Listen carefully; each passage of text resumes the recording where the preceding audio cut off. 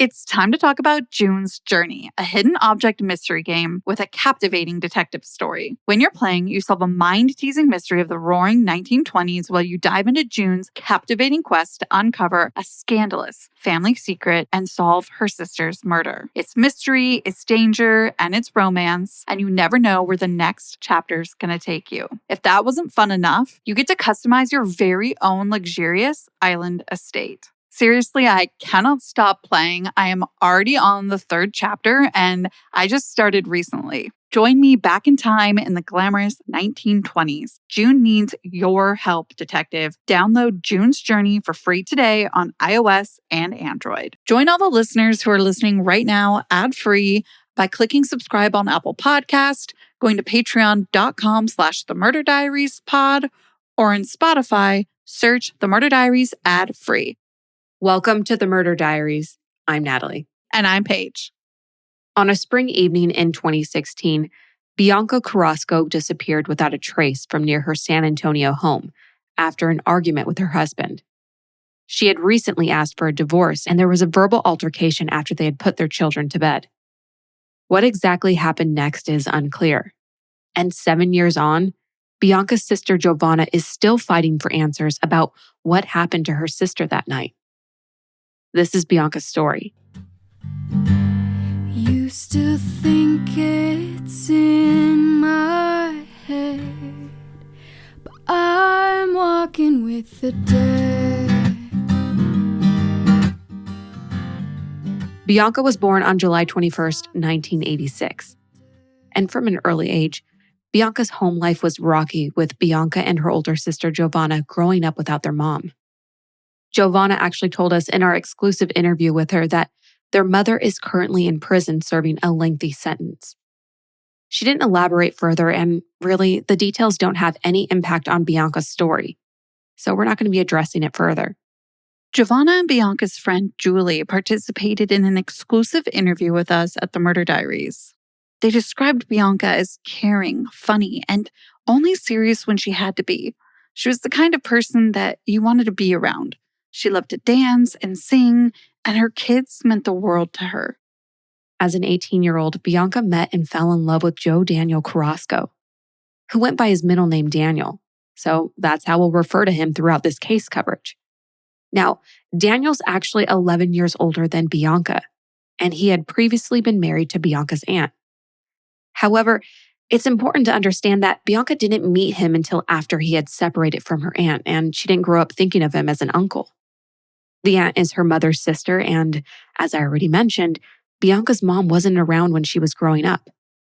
As a result, she didn't have a relationship with her aunt until she was much older. There's another thing about this relationship, though. There are family rumors that swirled. People were wondering out loud if Daniel struck up a relationship with Bianca out of spite for his ex-wife, her aunt. Despite what may or may not have been Daniel's motivations to start this relationship, Bianca fell pregnant very soon after it started, and the pair quickly married. Over the next few years, the couple welcomed another daughter and a son. Jovanna said that despite their unstable upbringing, Bianca was determined to succeed. She enrolled in a nursing program at Gallon College of Nursing and went on to become a registered nurse. Her kind and compassionate nature made her an ideal nurse. Her patients were more than just people she cared for. They were people she genuinely cared about. Julie told us that Bianca would always strike up conversations with the people in her care, and she would take time to do the little things for them that made them feel really special. Yeah, and that's how life happens, I think, to everybody. And not only that, I think of how much she overcame even through all that. She was a registered nurse, and she was a compassionate, empathetic person. Her patients loved her. Despite what she went through, she still went to nursing school. And from what I hear, it's pretty hard. And then went even further to be a registered nurse while she was a mother. I'm proud of her for overcoming such really, really hard things that could put somebody back, for the rest of their life. Julie elaborated on the intense nursing program and how it brought them together in their friendship. We first met in nursing school in 2008. in LVN school. So the LVN program is pretty intense. It's a August to August, 1 year straight, no, traditional Christmas, Thanksgiving, summer breaks, whatever. You just kind of a fast track. So, whoever we were in school with, you had no choice but to, that was pretty much all you hung out with, talked to, what have you, because of the circumstances. So that's where I met Bianca. Then after we finished school, we went to work at the same hospital. And so we worked together too. And then she lived just a couple of blocks away from me in town. And then our kids were around the same ages. Hers were, her two oldest, and my kids were close in range as far as age is concerned, a couple of years apart. So we would get the kids together and stuff. So I knew her from that as well. Not long after becoming a registered nurse, Bianca worked at Odessa Regional Medical Center in Odessa. Then she went on to work at an oncologist's office in San Antonio. After Bianca graduated from nursing school, her family said there was a shift, and Bianca was very unhappy in her marriage. Bianca and Daniel's relationship was reportedly not doing well, and Bianca's family said that they felt Daniel isolated her from them. Bianca soon asked Daniel for a divorce and immediately changed her Facebook relationship status to divorced. To Bianca, her marriage was over and she was ready to begin the next chapter of her life. In conversation with Jovanna, she explained her understanding of the marital relationship to us. Here's what she had to say. Actually, for a couple of months, if not more, they weren't really on speaking terms, but they were still living together and doing, the kids. He traveled back and forth to work, and, she worked too, Monday through Friday, and then they would, do whatever they needed to for the kids, but they weren't getting along at all. But they would do that. That's how they fought. I mean, if there was something going on, they just wouldn't speak to each other. And they would usually, come back around. But this time they weren't. And I think he started to get worried, or I don't know if worried's the word. I think he knew that he was losing her. She wasn't really sharing too much with anyone about what was going on. We only heard from his side. There was never any divorce papers filed.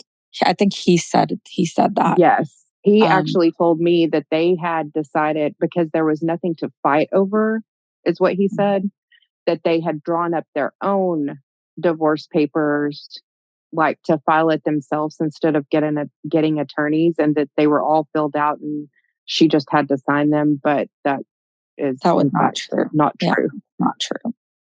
Bianca began dating right away. And according to media reports, if we're to believe them, she was casually dating, but there really wasn't anyone she was serious about. However, Jovanna explained in her interview with us that information isn't correct. One of the things that I think we learned here recently was the relationship that she had with the guy that she was speaking with wasn't, I thought it was just a fling. The media portrayed, that she was just doing something behind his back, but she had really began living as a divorced woman. And this relationship was more serious than I think we ever thought. So it was, I don't know, that was a big one for me because it's hard. People are so cruel. People are so cruel. Julie also shared with us that she knew about Bianca's new relationship. It wasn't a fling type thing like Jovanna's saying. It was actually, after speaking with him, it was pretty something serious. That was growing. Yeah, it was something that was growing into something. I think that she, they had been having problems. She was set, her mind was set that she was going to get a divorce. I think she was just trying to approach it, cautiously. When she met this guy that she was talking to, I think that confirmed that was for sure what she wanted to do and wanted to expedite the process. Then on April 27th, 2016, Daniel looked through Bianca's phone and apparently discovered communication between Bianca and the other man. This angered Daniel, and in turn, his anger scared Bianca. After the discovery, Daniel opened a new bank account in his name only and then went on to empty their joint bank account, leaving Bianca without any money. After this happened, she sent a text to Jovanna which read, "Daniel emptied the account and opened another account without my name on it. So now I have no access to money except my credit card, which is almost at the limit. I will not be controlled by a man and money." Up until this point, Bianca hadn't shared much with her sister about her struggling relationship. But after the joint account was emptied, she started texting Jovanna and telling her sister the extent of what really was going on behind closed doors. It was on Wednesday when Bianca finally started sharing with me more. Like because she wasn't even really talking to me. She would text me, but I couldn't really get her on the phone to tell me what was going on. And it was that Wednesday that she finally broke down and was sharing more with me. And those days leading up, she was just trying to figure out what her next step, what she needed to do next, because he started spiraling, and the money, like Julie said, the money. He was texting her, like threatening. Yeah. I mean, she made so the thing about my sister is because of our traumatic upbringing, she would make something serious into a joke. And sometimes it could be funny, but the downside was that if something was serious and she made it a joke, it could be really serious. And she told her coworkers that Friday in her joking manner, like, well, if I go missing, y'all know what happened to me, and I'm sure, and I can hear how she would say it. And I'm sure her coworkers they saw all these text messages, these threats. But if she said it in a joking way, I don't know that they took it as serious until she didn't show up to work on Monday. And they did share with me that they were worried. The last time Bianca was seen was on Sunday, May 1st, 2016. She spoke to Jovanna at 2 p.m. Jovanna said that Bianca sounded calm and like she had news to share, but she didn't. Bianca told her sister that she was planning on seeing a lawyer on Friday in order to get advice about child custody. That's because Daniel had spoken to her and said that he wanted full custody, and he told Bianca that she couldn't afford to support them on her own. The kids were 4, 8, and 9 at the time. But we talked about that, and she was very calm. She said she told me that Sunday, she told me that he was being creepy. And I was like, well, okay, what do you mean? She said, I don't know. Like, he was just hovering over me, Jovanna. I was sleeping. It's like 2 a.m. He's just hovering over me. And I was like, oh, okay. Like, that is weird. But I asked her, I said, do you want to just come here for a little bit? Do you want to come to Houston? This is where I live. For a little bit until everything settles down. And she's like, no, it'll be okay. It'll be okay. So that was the last time I talked to her. And I know that she did some Snapchat videos with her youngest at around, I think, 3 or 4-ish that afternoon. It's unclear what exactly happened that night, as we're relying mainly on what Daniel said to Jovanna. And his side is just one of 2 that we need in order to build a full picture.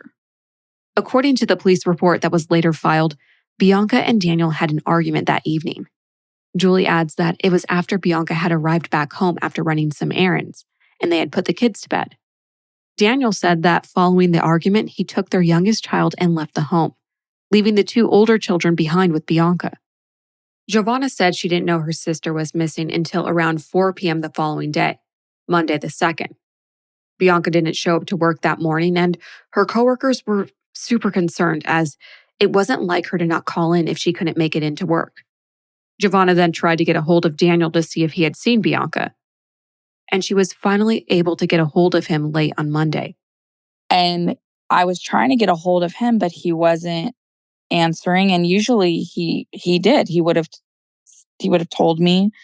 To me, because of everything he was saying before she went missing, he would have called and said, "You'll never guess what happened.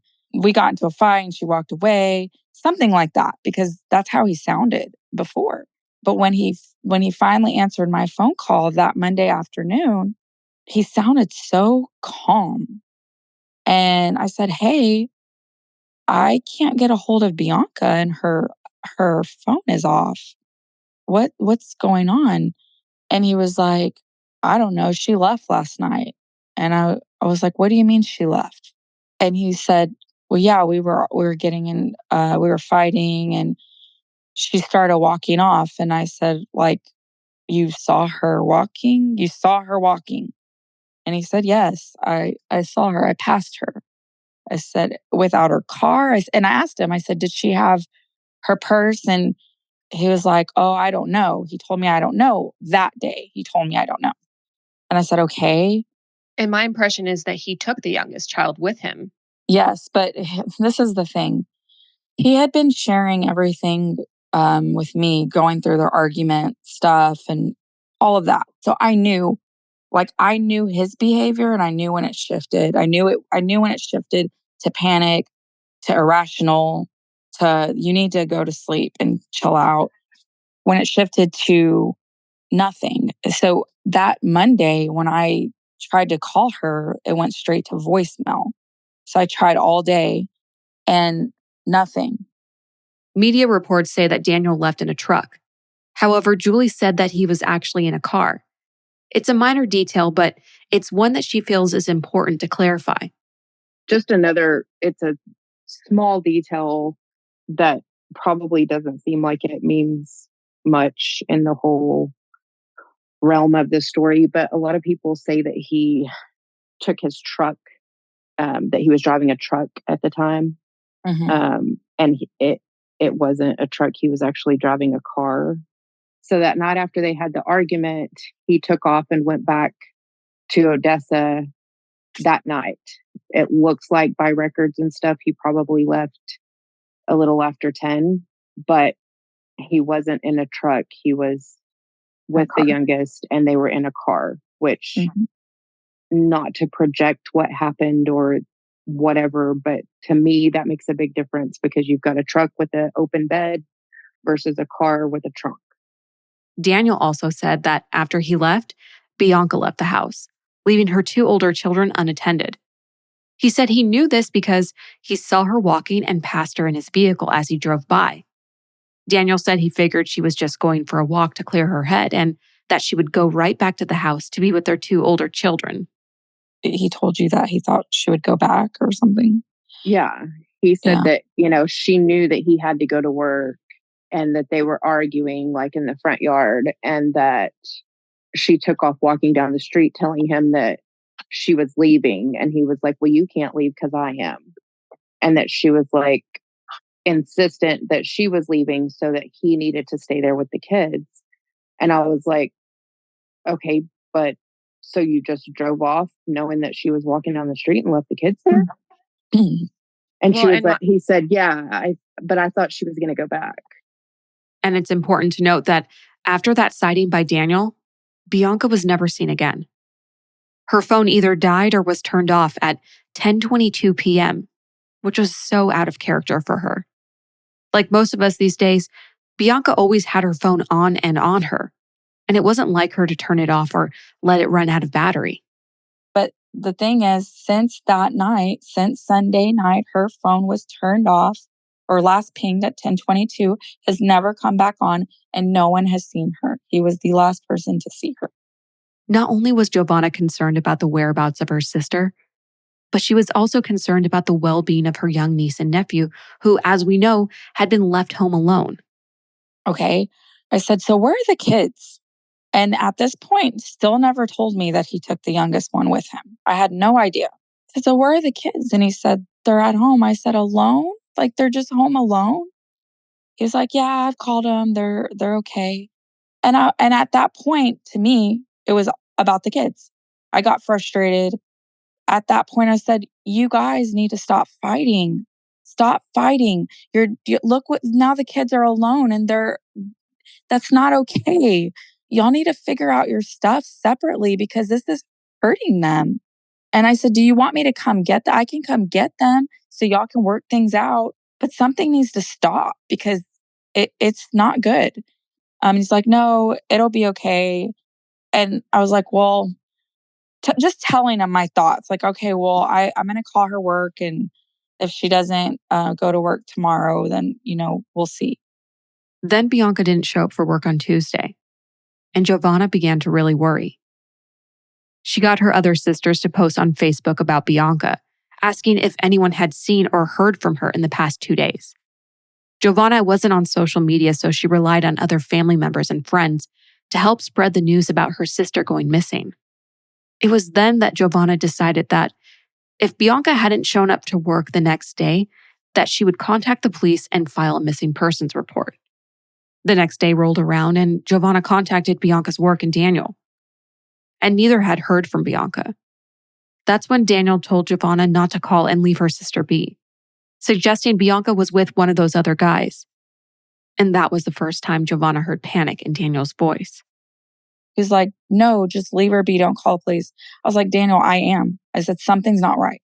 So I wait till the office opens and I call. And I call again a little bit later and they're like, no. And that you could hear it in the voices of the coworkers that answered the phone. They were worried. After that, I called the police. They made me contact Houston police because this is where I live. And the police came to my house.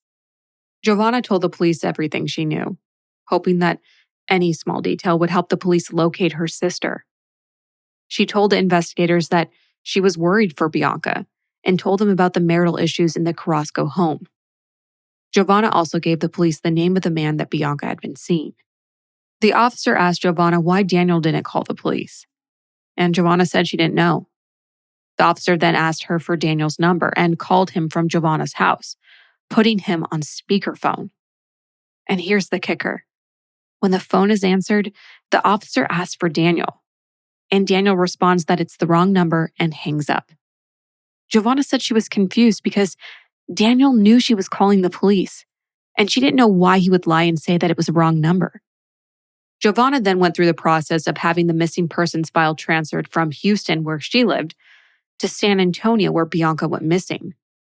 And then from then, it was getting Houston to transfer my report to SAPD, talking to SAPD, them transferring me to missing persons. They didn't want to initially list her as a missing person because they were telling me, well, people can walk away if they want to. And I had to really fight. Like, I just was telling them, like, no, something is wrong. She would not have just taken off. And I remember just one of the missing persons people, well, your sister was doing some things that she shouldn't have been doing. And of course, they had spoke to her husband. And I said, it doesn't matter. It does not matter. She's missing. It doesn't matter what you think. So anyways, they ended up getting her listed as a missing person, and they talked to him. Eventually, Daniel did speak to the police, and he told them what happened the night of May 1st, at least in his version of events. According to him, Bianca had been having an affair, and she had given her wedding ring back to him. When Jovanna asked Daniel what Bianca was wearing when he last saw her, he said he couldn't remember. So you can only imagine Jovanna's shock when she received a copy of the missing persons flyer with a full description of what Bianca was last seen in. When I asked him if he knew what she was wearing, he said that he didn't remember. So then when they spoke to him and they gave me the flyer, they had this full description of what she was wearing and that she had the purse.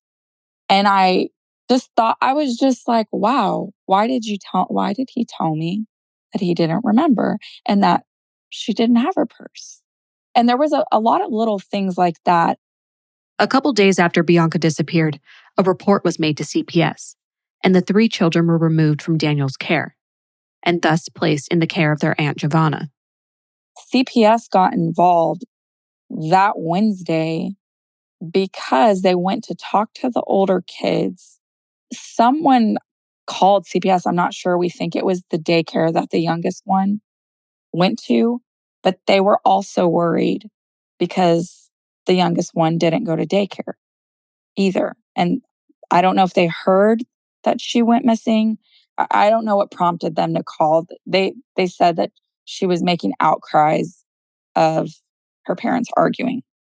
So when CPS got involved and I started hearing this, I just thought, okay, this is just crazy. Why didn't he tell me that he took the youngest?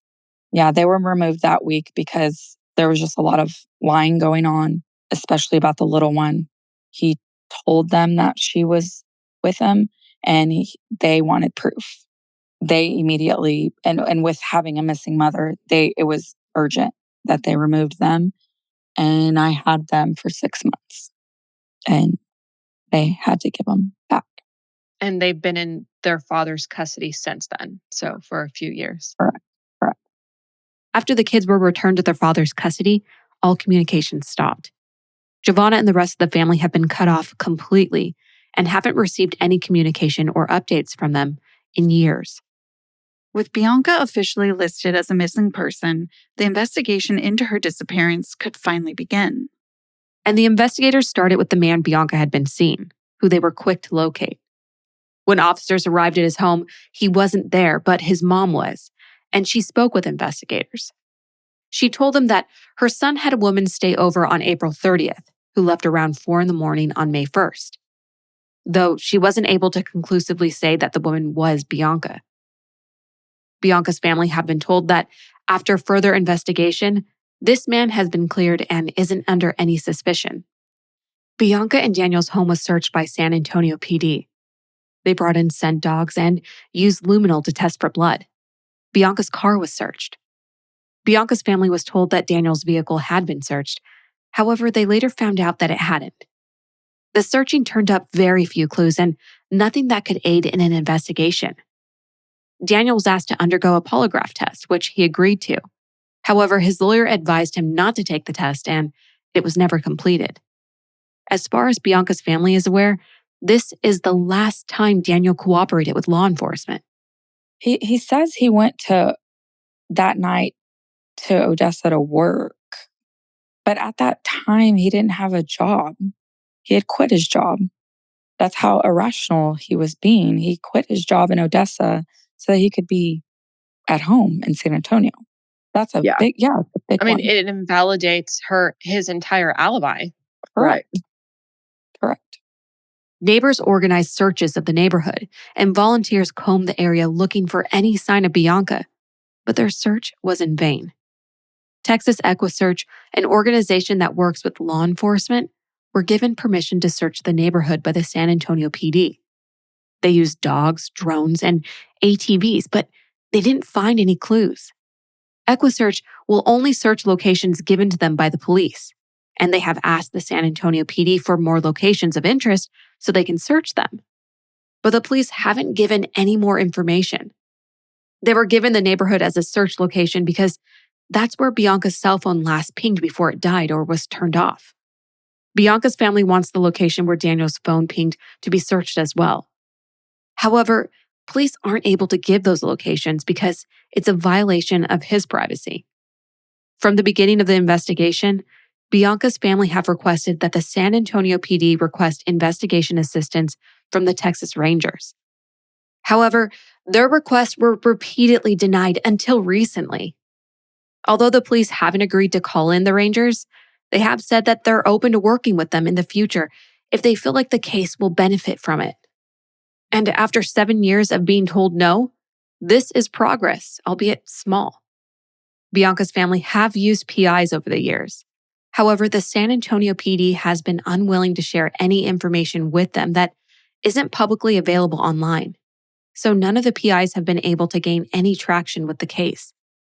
They're not interested in using mediums, psychics, or card readers, as they don't believe they will lead to anything credible.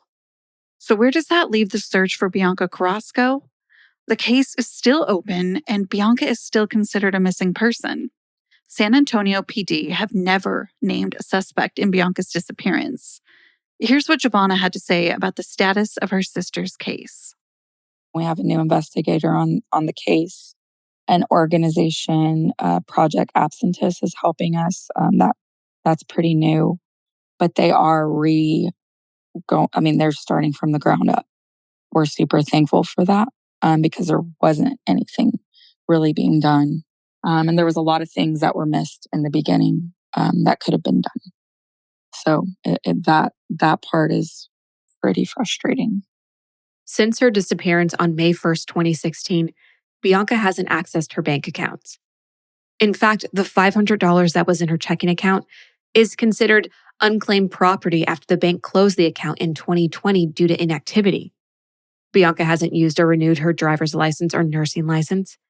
While her family hopes that she is alive and well somewhere, they don't think that she is.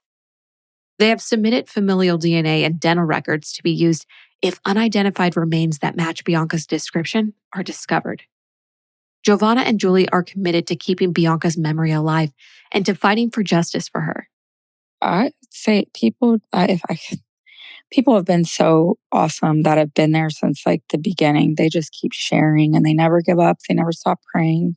They never forget about her. But I think right now with having the fresh set of eyes on the case, I just think people need to really, really share, push her story. And I would think that there has to be other people that know what happened to her. I am not buying that no one knows what happened to her. Somebody knows, maybe more than one person knows, and they need to speak up. This is the time. They need to speak up. Even if it's something small, even if it's something they overheard, the oil field here is huge, and, they're out there for days at a time with each other. If somebody overheard something, or even something that was said in a joking manner that they think could have possibly been, joking but serious, anything small could be exactly what's needed to further this investigation in this case. And I think the more that that everyone can share, people are going to know. I mean, we're not giving up. I mean, you might as well just come forward because we're not going to give up ever. We're going to figure it out one way or another. And we're going to get answers, and we are going to get justice for her, and her kids are going to know what happened to their mom. They're not going to be left to think that that she left them, because that's not what happened. She would never do that. Bianca Carrasco was last seen on May 1st, 2016, wearing a blue denim jacket, pastel multicolored leggings, and wedge shoes, at least according to Daniel. He also mentioned Bianca was carrying a black Prada wallet. Bianca is 5'1" and 125 pounds. She has the letter B tattooed on her hip and a surgical scar on her abdomen. Her ears are pierced. If you have any information about the whereabouts of Bianca, call the San Antonio Police Department at 210-207-7660. There's also a $1,000 reward courtesy of the Odessa Crime Stoppers. Be sure to read the guidelines of eligibility in our show notes. If you'd like to stay up to date with her case, her friends and family are active on social media. We've got Facebook, TikTok, Instagram, YouTube, Twitter. X, which was Twitter. Oh, yeah. Sorry, not Twitter anymore. We have it all under a link tree, which is Justice for Bianca Carrasco. And you can find all the social media links there. Bianca was clearly a very loved person, and her friends and family miss her every single day. She was so funny. She was just so funny and so loving. I mean, she loved who she loved, and she loved them hard. Her kids, she was protective over them, and she always wanted the best for them. That was one of the reasons they moved to San Antonio, was she wanted better life for them. But yeah, if you talk to anybody who knows her, I mean, they're going to tell you these amazing, wonderful things. You wanted to be around her. She could be sassy, but then she could be patient, One of my favorite memories, because I did get to read that question, and I'm already getting emotional about it, but one of my favorite memories with her, there's so many. I could think of so many, like so many popped in my head. But there was a day that I had an appointment in San Antonio, and my kids were being watched by family members and her kids were in school. And anything that we usually did, we had our kids with us. We always had with us. We have a lot of memories with our kids together.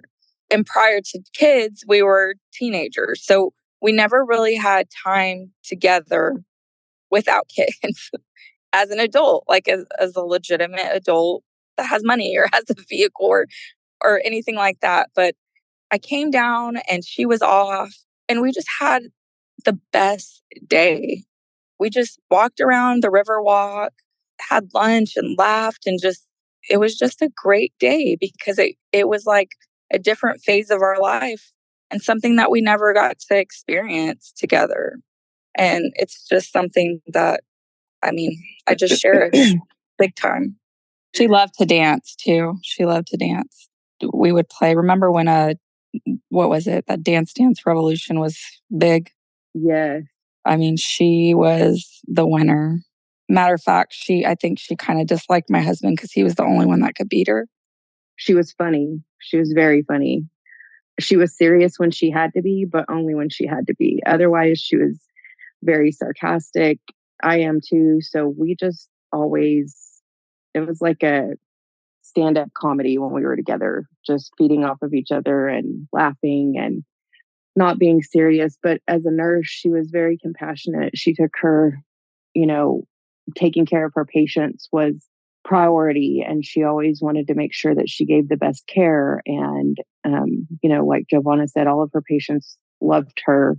It could be hard because we would have, 5, 6 patients at a time, but she always made sure to make each person that she cared for know that she cared for them. It wasn't just, passing meds and going about your day.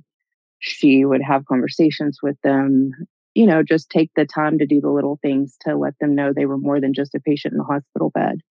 To expand on what Jovanna was saying about, her decision and what have you, I just, we've said a couple of times because she didn't know or didn't grow up with her mom, it's not like she looked at Daniel as her uncle.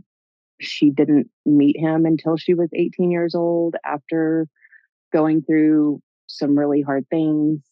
And we just want to make sure that nobody just sees her as, oh, well, she married her uncle. Because we still get comments like that all the time. Oh, isn't that the girl that just married her uncle?